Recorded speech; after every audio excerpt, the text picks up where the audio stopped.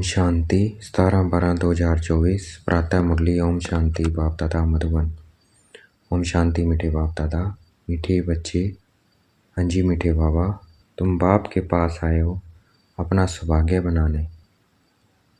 परम सौभाग्य उन बच्चों का है जिनका ईश्वर सब कुछ स्वीकार करता है।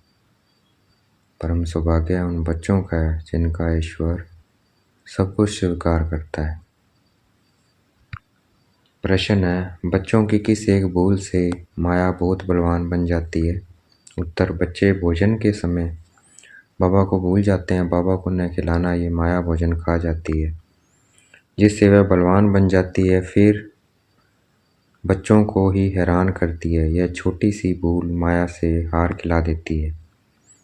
इसलिए बाप की आज्ञा है, बच्चे याद में खाओ, पक्का प्रण करो, तुम ही से खाऊं, तुम ही से पीऊं, तुम ही से सोऊं। तो सब कार्य बाबा के साथ, मुरली भी बाबा के साथ सुननी है, बोलना भी बाबा के साथ है, सब कुछ बाबा के साथ करना है। जब याद करेंगे तब वह राजी होगा। कौन? शिव बाबा। गीत है, आज नहीं तो कल बिखरेंगे यह बादल। ओम शांति। बच्चे समझते हैं कि हमारे दुर्भाग्य के दिन बदलकर अब सदा के लिए सौभाग्य के दिन आ रहे हैं। नंबरवार पुरुषार्थ अनुसार भाग्य बदलते ही रहते हैं। स्कूल में भी भाग्य बदलते रहते हैं ना, अर्थात ऊंचे होते जाते हैं। तुम अच्छी रीति जानते हो, अब यह रात खत्म होने वाली है, अब भाग्य बदल रहा है, ज्ञान की वर्षा होती रहती है। सेंसिबल बच्चे समझते हैं बरोबर दुर्भाग्य से हम सौभाग्यशाली बन रहे हैं, अर्थात स्वर्ग के मालिक बन रहे हैं। नंबरवार पुरुषार्थ अनुसार हम अपना दुर्भाग्य से सौभाग्य बना रहे हैं। अब रात से दिन हो रहा है। यह तुम बच्चों बगैर कोई को पता नहीं है। बाबा गुप्त है तो उनकी बातें भी गुप्त है। बल मनुष्य ने बैठकर सहज राजयोग और सहज ज्ञान की बातें शास्त्रों में लिखी है, परंतु जिन्होंने लिखा है वह तो मर गए। बाकी जो पढ़ते हैं वह कुछ समझ नहीं सकते। क्योंकि बेसमझ है। कितना फर्क है। तुम भी नंबरवार पुरुषार्थ अनुसार समझते हो। सभी एक रक्स पुरुषार्थ नहीं करते हैं। दुर्भाग्य किसको सौभाग्य किसको कहा जाता है, यह सिर्फ तुम ब्राह्मण ही जानते हो। और तो सभी घोर अंधियारे में है। उनको जगाना है समझाकर जगाना है। सौभाग्यशाली कहा जाता है सूर्यवंशियों को। 16 कला संपूर्ण वही है। हम बाप से स्वर्ग के लिए सौभाग्य बना रहे हैं। जो बाप स्वर्ग रचने वाला है, अंग्रेजी जानने वालों को भी तुम समझा सकते हो। हम हेवनली गॉड फादर द्वारा हेवन का सौभाग्य बना रहे हैं। हेवन में है सुख, हेल में है दुख। गोल्डन एज माना सतयुग सुख, आयरन एज माना कलयुग दुख। बिल्कुल सहज बात है। हम अभी पुरुषार्थ कर रहे हैं। अंग्रेज क्रिश्चियन आदि बहुत आएंगे। बोलो, हम अब सिर्फ एक ही हेवनली गॉड फादर को याद करते हैं, क्योंकि मौत सामने खड़ा है। बाप कहते हैं तुमको मेरे पास आना है। जैसे तीर्थों पर जाते हैं ना, बौद्धियों का अपना तीर्थ स्थान है, क्रिश्चियन का अपना। हर एक की रस्म रिवाज अपनी होती है। हमारी है बुद्धि योग की बात। जहाँ से पाठ बजाने आए हैं वहाँ फिर जाना है। वह है हेवन स्थापन करने वाला गॉड फादर। उसने हमको बताया है। आपको भी सच्चा रास्ता बतलाते हैं। बाबा ने हमें बताया, हम आपको बतलाते हैं। गॉड फादर ने बताया है। बाप गॉड फादर को याद करो तो अंतमति सुगति हो जाएगी। जब कोई बीमार पड़ते हैं तो उनको सभी जाकर सावधान करते हैं कि राम कहो। बंगाल में जब कोई मरने पर होता है तो गंगा पर ले जाते हैं, फिर कहते हैं हरि बोल, तो हरि के पास चले जाएंगे, परंतु कोई जाता नहीं है। सतयुग में तो कहेंगे नहीं कि राम राम कहो या हरि बोलो। द्वापर से फिर यह भक्ति मार्ग शुरू होता है। ऐसे नहीं सतयुग में कोई भगवान या गुरु को याद किया जाता है। सतयुग में भगवान या गुरु को याद नहीं किया जाता है, क्योंकि वहाँ हम सदगति में है, सुख शांति है सदा। वहाँ तो सिर्फ अपनी आत्मा को याद किया जाता है। हम आत्मा एक शरीर छोड़ दूसरा लेंगी, तो वहाँ पता होता है कौन है हम आत्मा है। अपनी बादशाही याद पड़ती है, समझते हैं हम बादशाही में जाकर जन्म लेंगे। यह पक्का निश्चय बादशाही तो मिलनी ही है ना, बाकी किसको याद करेंगे अथवा दान पुण्य करेंगे। वहाँ कोई गरीब होता ही नहीं है जिसको बैठ दान पुण्य करें। भक्ति मार्ग की रस्म रिवाज अलग, ज्ञान मार्ग की रस्म रिवाज अलग है। अभी बाप को सब कुछ दे 21 जन्मों का वर्षा ले लिया है, बस फिर दान पुण्य करने की दरकार नहीं। ईश्वर बाप को हम सब कुछ देते हैं, दे देते हैं। ईश्वर ही स्वीकार करते हैं, स्वीकार न करे तो फिर देवें कैसे। न स्वीकार करे तो वह भी दुर्भाग्य है। स्वीकार करना पड़ता है ताकि उनका ममत्व मिटे। यह भी राज तुम बच्चे जानते हो। जब जरूरत ही नहीं होगी तो स्वीकार क्या करेंगे। यहाँ तो कुछ इकट्ठा नहीं नहीं करना है। यहाँ तो कुछ इकट्ठा नहीं करना है। यहाँ से तो ममत्व मिटा देना पड़ता है। बाबा ने समझाया है, बाहर कहाँ जाते हो तो अपने को बहुत हल्का समझो। हम बाप के बच्चे हैं, हम आत्मा रॉकेट से भी तीखी हैं। ऐसे देही अभिमानी हो, पैदल करेंगे तो कभी थकेंगे नहीं। देह का भान नहीं आएगा, जैसे कि यह टांगे चलती नहीं, हम उड़ते जा रहे हैं। देही अभिमानी हो तो तुम कहाँ भी जाओ। देही अभिमानी है तो कहाँ भी जाओ। आगे तो मनुष्य तीर्थ आदि पर पैदल ही जाते थे। उस समय मनुष्य की बुद्धि तमो प्रधान नहीं थी। बहुत श्रद्धा से जाते थे, थकते नहीं थे। बाबा को याद करने से मदद तो मिलेगी ना। भले वह पत्थर की मूर्ति है, परंतु बाबा उस समय अल्पकाल के लिए मनोकामना पूरी कर देते हैं। उस समय रजो प्रधान याद थी तो उससे भी बल मिलता था, थकावट नहीं होती थी। अभी तो बड़े आदमी झट थक जाते हैं। गरीब लोग बहुत तीर्थों पर जाते हैं। साहूकार लोग बड़े भव्य से घोड़े आदि पर जाएंगे। वह गरीब तो पैदल चले जाएंगे। भावना का भाड़ा जितना गरीबों को मिलता है उतना साहूकारों को नहीं मिलता है। इस समय भी तुम जानते हो बाबा गरीब निवाज है, फिर मूंझते क्यों हो, भूल क्यों जाते हो। बाबा कहते हैं तुमको कोई तकलीफ नहीं करनी है, सिर्फ एक साजन को याद करना है। तुम सभी सजनियाँ हो तो साजन को याद करना पड़े। उस साजन को भोग लगाने के बिना खाने में लज्जा नहीं आती। वह साजन भी है, बाप भी है। कहते हैं मुझे तुम नहीं खिलाएंगे, तुमको तो हमें खिलाना चाहिए ना। देखो बाबा युक्तियाँ बतलाते हैं। तुम बाप अथवा साजन मानते हो ना, जो खिलाता है पहले तो उनको खिलाना चाहिए। बाबा कहते हैं हमको भोग लगाकर हमारी याद में खाओ, इसमें बड़ी मेहनत है। बाबा बार बार समझाते हैं। बाबा को याद जरूर करना है। बाबा खुद भी बार बार पुरुषार्थ करते रहते हैं। तुम कुमारियों के लिए तो बहुत सहज है, तुम सीढ़ी चढ़ी ही नहीं हो। कन्या की तो साजन के साथ सगाई होती ही है, तो ऐसा साजन को याद कर भोजन खाना चाहिए। उनको हम याद करते हैं और वह हमारे पास आ जाते हैं। याद करेंगे तो वासना लेंगे। तो ऐसी बातें करनी चाहिए बाबा के साथ। तुम्हारी यह प्रैक्टिस होगी रात को जागने से, अभ्यास पड़ जाएगा तो फिर दिन में भी याद रहेगी। भोजन पर भी याद करना चाहिए। साजन के साथ तुम्हारी सगाई हुई है, तुम ही से खाऊं, यह पक्का प्रण करना है। जब याद करेंगे तभी तो वह खाएंगे ना।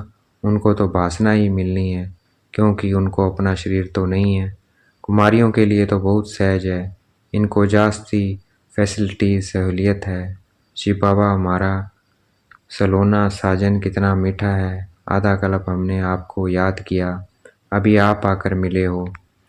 हम जो खाते हैं आप भी खाओ, ऐसे नहीं एक बार याद किया बस फिर तुम खुद खाते जाओ। उनको खिलाना भूल जाओ, उनको भूलने से उनको मिलेगा नहीं।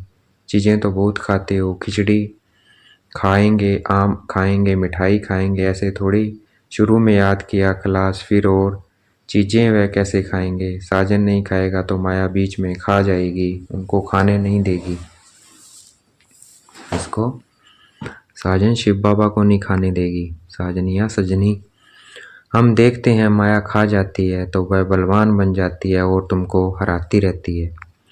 बाबा युक्तियाँ सब बदलाते हैं। बाबा को याद करो तो बाप अथवा साजन बहुत राजी होगा। कहते हो बाबा तुम्ही से बैठूं तुम्ही से खाऊं। हम आपको याद कर खाते हैं, ज्ञान से जानते हैं आप तो वासना ही लेंगे। यह तो लोन का शरीर है, याद करने से वह आते हैं, सारा मदार तुम्हारी याद पर है। इसको योग कहा जाता है। योग में मेहनत है। सन्यासी उदासी ऐसे कभी नहीं कहेंगे। तुमको अगर पुरुषार्थ करना है तो बाबा की श्रीमत को नोट करो, पूरा पुरुषार्थ करो। बाबा अपना अनुभव बतलाते हैं, कहते हैं जैसे कर्म मैं करता हूँ तुम भी करो, वही कर्म मैं तुमको सिखलाता हूँ। बाबा को तो कर्म नहीं करना है। सतयुग में कर्म कूटते नहीं हैं। बाबा बहुत सहज बातें बताते हैं।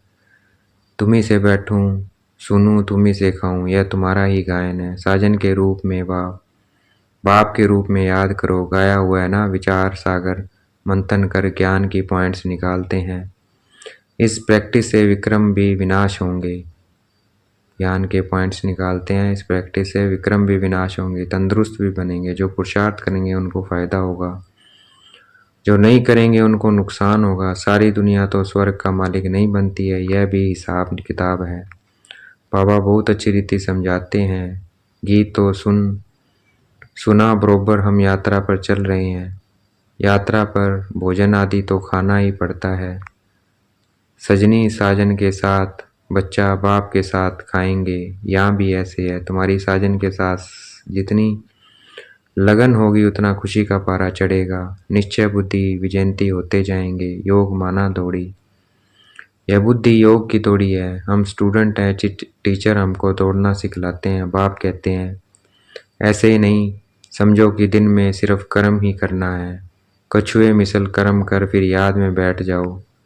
भ्रमरी सारा दिन भूं भूं करती है, फिर कोई उड़ जाते हैं कोई मर जाते हैं। वह तो एक दृष्टांत है। यहाँ तुम भूं भूं कर आप समान बनाते हो, उसमें कोई का तो बहुत लव रहता है। कोई सड़ जाते हैं, कोई अधूरे रह जाते हैं, बागंती हो जाते हैं, फिर जाकर कीड़ा बनते हैं। तो यह भूं भूं करना बहुत सहज है। मनुष्य से देवता की एक कर्तन लागी वार, अर्थात परमात्मा अगर हमें ऐसे कर्म सिखलाते हैं कि मनुष्य देवता बन जाते हैं। तो अभी हम योग लगा रहे हैं, देवता बनने का पुरुषार्थ कर रहे हैं। यही ज्ञान गीता में था। वह मनुष्य से देवता बनाकर गए थे। सतयुग में तो सब देवताएं थे, जरूर उनको संगम युग पर ही आकर देवता बनाया होगा। वहाँ तो देवता बनने का योग नहीं सिखलाएंगे। सतयुग में, सतयुग आदि में देवी देवता धर्म था और कलयुग अंत में है आसुरी धर्म। यह बात सिर्फ गीता में ही लिखी हुई है। मनुष्य को देवता बनाने में देरी नहीं लगती है, क्योंकि एम ऑब्जेक्ट बता देते हैं। वहाँ सारी दुनिया में एक धर्म होगा। दुनिया तो सारी होगी ना, ऐसे नहीं चीन यूरोप नहीं होंगे, परंतु वहाँ मनुष्य नहीं होंगे, सिर्फ देवता धर्म वाले होंगे और धर्म वाले होते नहीं हैं। अभी यह कलयुग, हम भगवान द्वारा मनुष्य से देवता बन रहे हैं। बाप कहते हैं तुम 21 जन्म सदा सुखी बनेंगे, इसमें तकलीफ की कोई बात ही नहीं है। भक्ति मार्ग में भगवान के पास जाने के लिए कितनी मेहनत की है। कहते हैं पार निर्वाण गया, ऐसे कभी नहीं कहेंगे भगवान के पास गया, कहेंगे स्वर्ग गया। एक के जाने से तो स्वर्ग नहीं बनेगा, सबको जाना है। गीता में लिखा हुआ है भगवान कालों का काल है, मच्छर सदृश सभी को वापस ले जाते हैं। बुद्धि भी कहती है चक्कर रिपीट होना है तो पहले पहले जरूर सतयुग देवी देवता धर्म रिपीट होगा, फिर बाद में और धर्म रिपीट होंगे। बाबा कितना सहज बतलाते हैं, मनमना भाव। बस 5000 वर्ष पहले भी गीता के भगवान ने कहा था लाडले बच्चे अगर श्री कृष्ण कहेंगे तो दूसरे धर्म वाले कोई सुन न सके। भगवान कहेंगे तो सभी को लगेगा गॉड फादर हेवन स्थापन करते हैं, जिसमें फिर हम जाकर चक्रवर्ती राजा बनेंगे। इसमें कोई खर्च आदि की बात नहीं है, सिर्फ सृष्टि के आदि मध्य अंत को जानना है।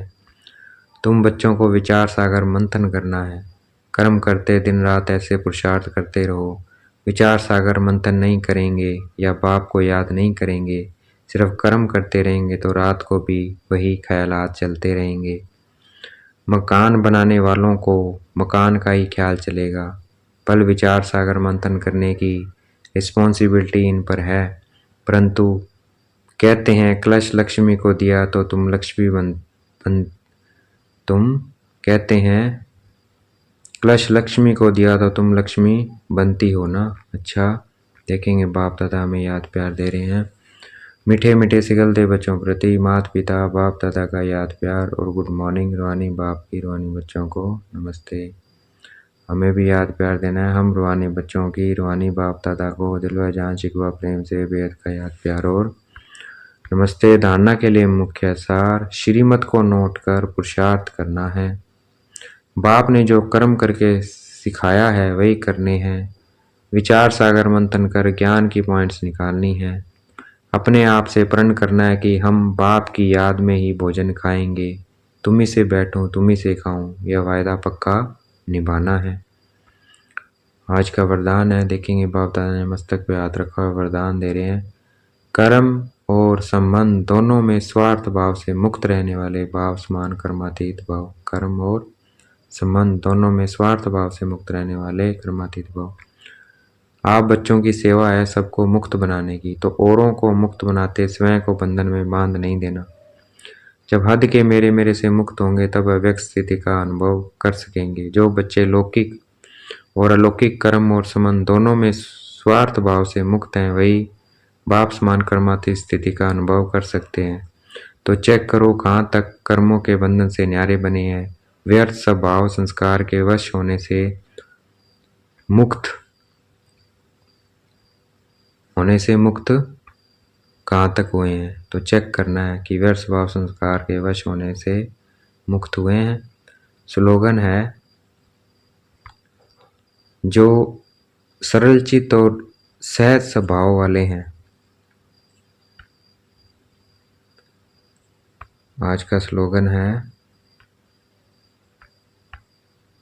जो सरल चित्त और सहज स्वभाव वाले हैं वही सहज योगी भोलेनाथ के प्रिय हैं। जो सरल चित्त हैं और सहज स्वभाव वाले हैं वही सहज योगी भोलेनाथ के प्रिय हैं। अच्छा, ओम शांति। शुक्रिया मीठे बाबा, शुक्रिया।